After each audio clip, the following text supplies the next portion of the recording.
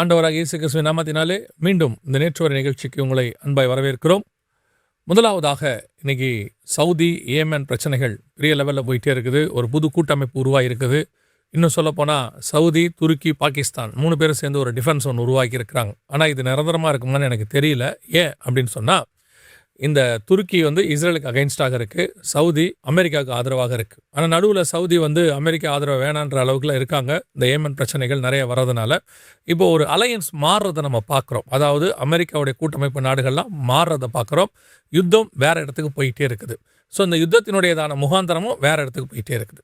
பார்ப்போம். ஆனால் ஒன்று, எசேக்கியேல் 38-39 தான் அடுத்த கட்ட மிக முக்கியமான காரியமாக இருக்க போது மாற்றுக்கருத்தே இல்லை. வாங்க நேற்று வரைக்குள்ள போகலாம். முதலாவதாக எருசலேம் பற்றி ஒரு மிக முக்கியமான விஷயத்தை ஜோர்டான் சொல்லியிருக்கு. என்ன அப்படின்னு கேட்டிங்கன்னு சொன்னால், ஜோர்டான் சொன்னதை நான் அப்படியே உங்களுக்கு வாசிக்கிறேன். Jerusalem's most important Muslim religious site facing imminent threat of Israeli take over says Jordan. இஸ்ரேலில் இருக்கக்கூடியதான அந்த மிக முக்கியமான டெம்பிள் மவுண்ட், அதுக்கு நடுவில் இருக்கிற அலாஸ்கா மாஸ்க், இது ஜோர்டானுடைய கண்ட்ரோலில் தான் இருக்குது. அவங்களுடைய பராமரிப்பு, அவங்க பாதுகாப்புக்குள்ளே தான் இருக்குது. ஆனால் சமீப காலமாக நடக்கிற சம்பவங்கள் ஏற்புடையதாக இல்லை.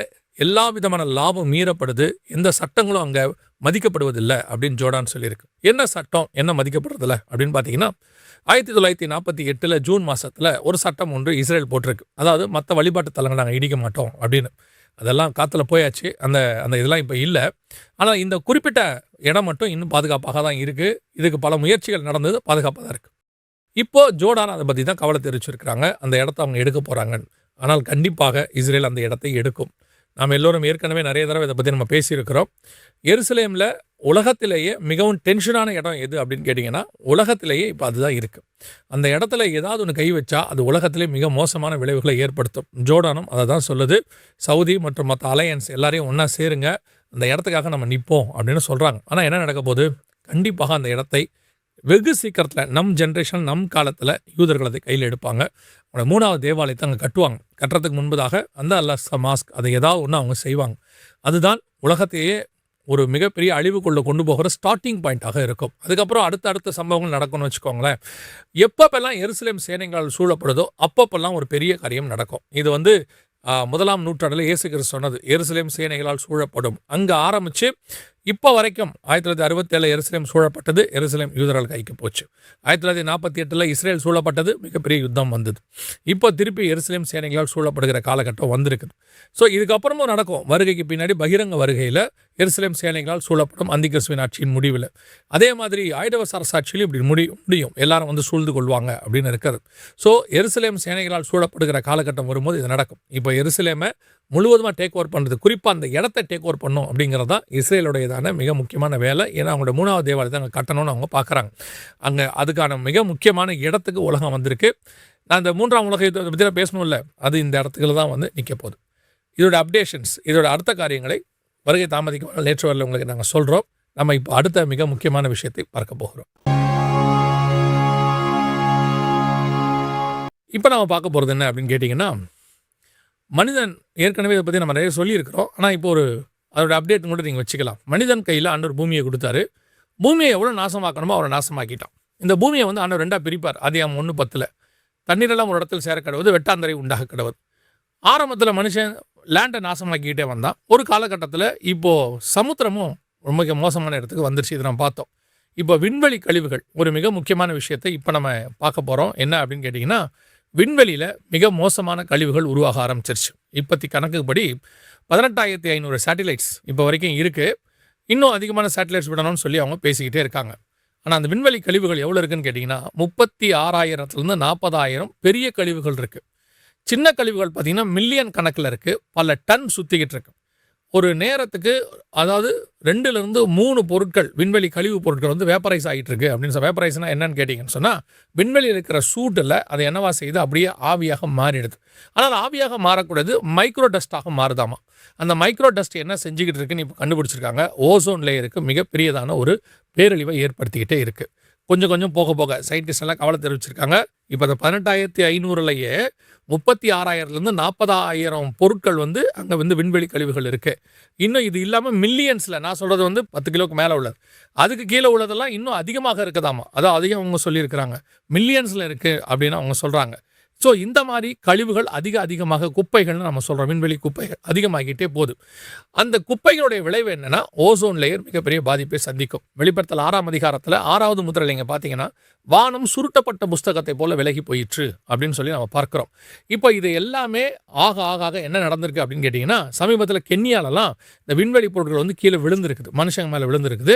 இது போக அதிகரிக்கும்னு சொல்கிறாங்க. 2035க்குள்ள மிகப்பெரிய உயிர் சேதங்களை இது ஏற்படுத்தும். வானத்திலிருந்து இதெல்லாம் வந்து பூமிக்கு மேலே விழும்.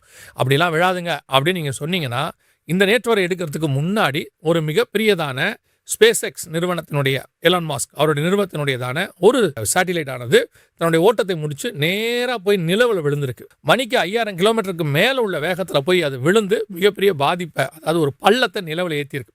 சரி, நிலவில் ஏற்பட்டதுனால நமக்கு ஒன்றும் பெருசாக தெரியல, அந்த பள்ளமாயிடுச்சு, மற்றபடி நமக்கு ஒன்றும் பெருசாக பாதிப்பு இல்லை.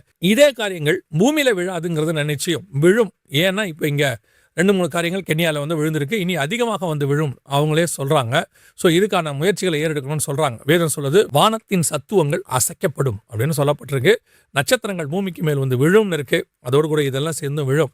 ஸோ வேதத்தில் சொன்ன அடையாளங்களும் இப்பொழுது நம் கண்களுக்கு முன்பாக நடக்க ஆரம்பிச்சிருக்கு. மனுஷ கண்டுபிடிப்புகளில் அழிவில்லாததுன்னு ஒன்று இல்லவே இல்லை, அது மிக மோசமான இடத்துக்கு போயிட்டுருக்கு. நம்ம இன்னும் ஒரு காரியத்தையும் பார்க்க போகிறோம். சமீபத்தில் இந்த கொள்ளை நோய்கள் இயேசு சொன்ன அடையாளங்கள். இப்போ எபோலா மிகப்பெரிய அளவில் ஆப்பிரிக்காவில் 4000 பேருக்கு மேலே பாதிக்கப்பட தந்திருக்கிறாங்க. அடுத்து குஜராத்தில் 22 பிள்ளைகள் இறந்து போயிருக்கிறாங்க.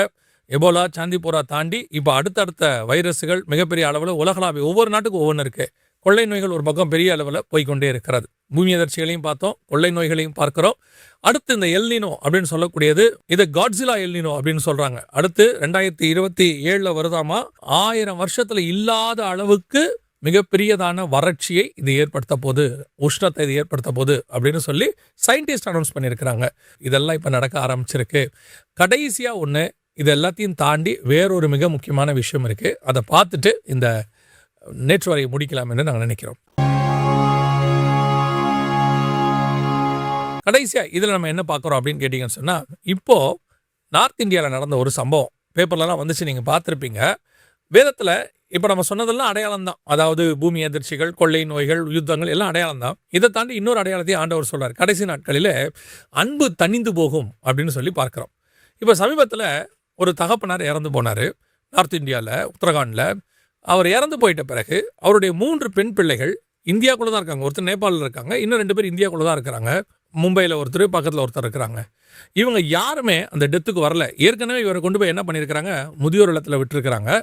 அங்கே தான் அவர் இறந்து போயிட்டார். அங்கேருந்து இன்ஃபர்மேஷன் கொடுத்தா ஒருத்தர் கூட வந்து பார்க்கல. அதை விட பெரிய கொடுமை என்ன அப்படின்னு கேட்டிங்கன்னா, வர்றதுக்கு எங்களுக்கு நேரம் இல்லை, நீங்கள் வந்துட்டு என்ன பண்ணுங்கள், ஆன்லைனில் எங்களுக்கு அதை காட்டிடுங்க, நாங்கள் பார்த்துக்குறோம் அவருடைய டெத்துன்னு சொல்லிட்டு அந்த ஈமக்கடங்களுக்கு தேவையான அந்த காசை மட்டும் அனுப்பி வச்சுட்டாங்க போல்.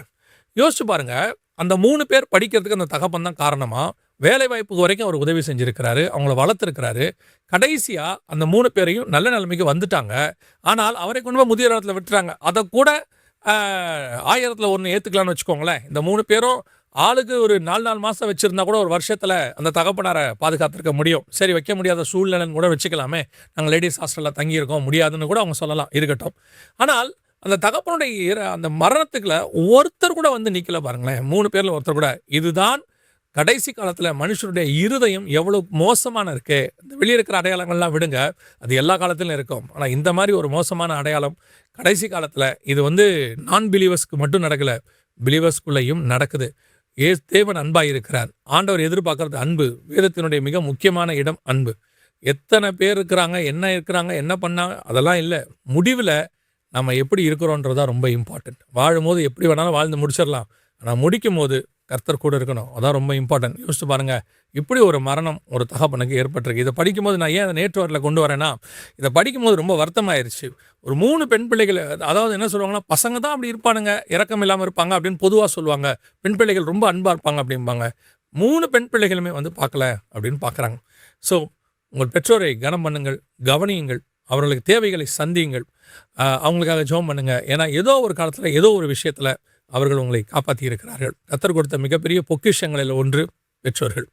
கர்த்தருக்கு சித்தமானால், வருகை தாமதிக்குமானால் இன்னொரு நேற்று வரை வழியாய் உங்களை சந்திக்கிறோம். God bless you.